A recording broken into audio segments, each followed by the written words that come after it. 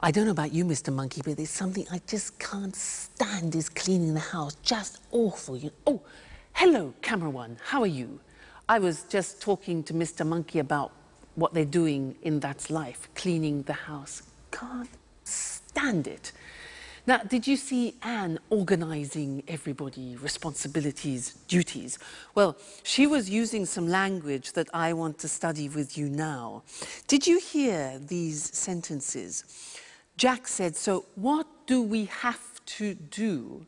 And Anne replies to Jack, "You have to clean up the kitchen, you have to sweep and mop the floor, and you have to clean your bedroom," like a child, yeah?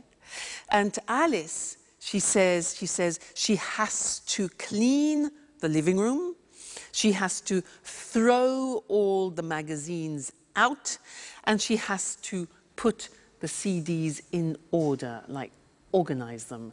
And this is the use of the verb have to plus the infinitive, talking about duties and responsibilities. So let's look at other situations using have to.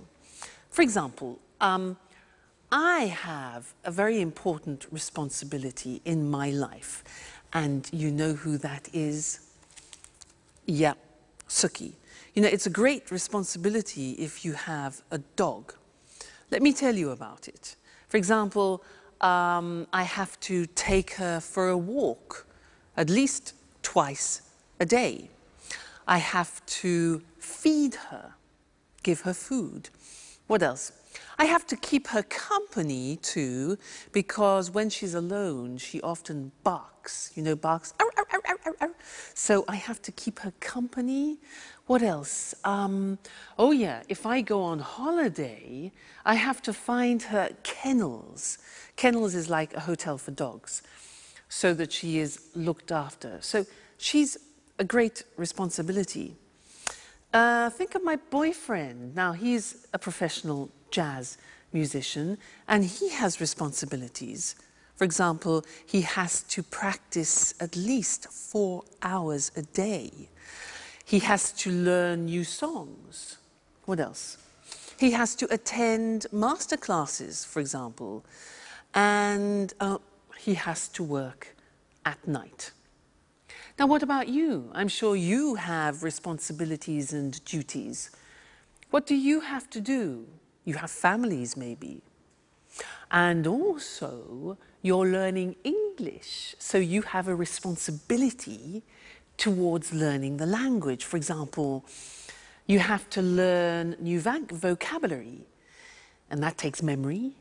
So vocabulary, you have to practice speaking, practice listening, and you have to dedicate time to learning the language.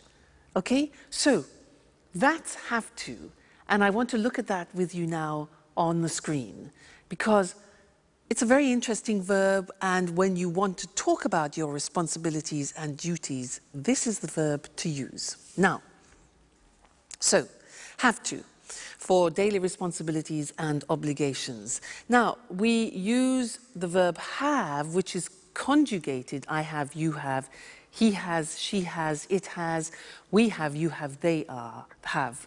Then we add to, have to. Okay, that's very important. Then we add the infinitive. So, an example, I have to use a computer at work. Now, did you hear my pronunciation? I have to. Notice I don't say V, I say F. Have. It becomes have to. Have to becomes in pronunciation have to. Okay? So, I have to use a computer at work. She has to write a report. Third person has, okay? She has to write a report. He has to answer emails, all right?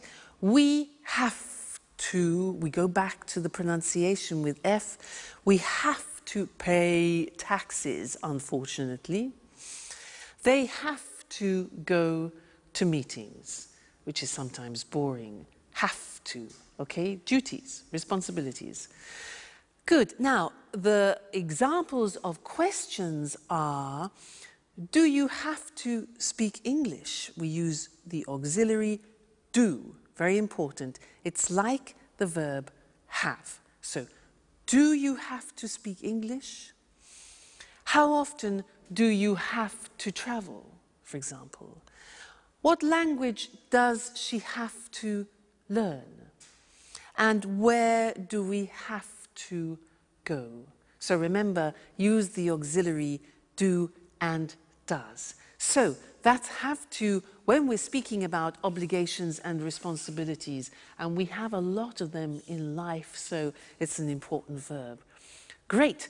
Let's go back and see how the cleaning is going. Terrible, Mr. Monkey cleaning. See you soon. Bye.